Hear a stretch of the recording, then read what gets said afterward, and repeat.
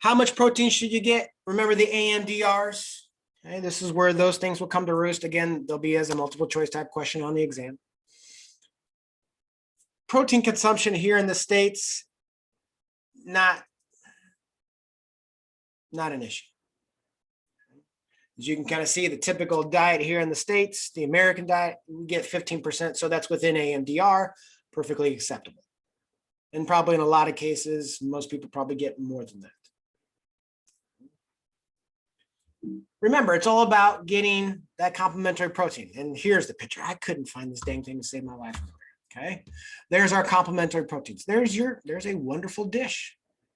Okay, so when you're eating plant-based foods, if you have a plant-based diet, you got to make sure you have all of these complementary food dishes, food sources. And again, I'm not going to ask which ones are limiting at all. I'm not going to ask you that. It's just kind of here to show you. I think I have a nice little list here. If you are a vegetarian,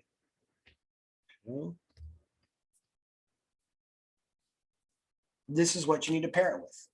Legumes you pair with nuts, grains you pair with legumes, vegetables you can kind of see you can put it with anything.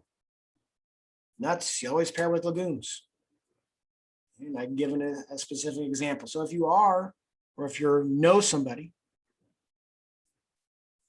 it's more of a plant-based diet, just making sure that they have these complementary dishes to make sure they have their complete amino acid profile, so they don't get into that negative nitrogen state.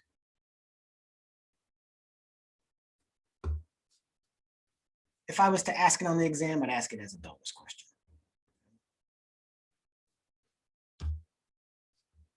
So that's where I would ask it.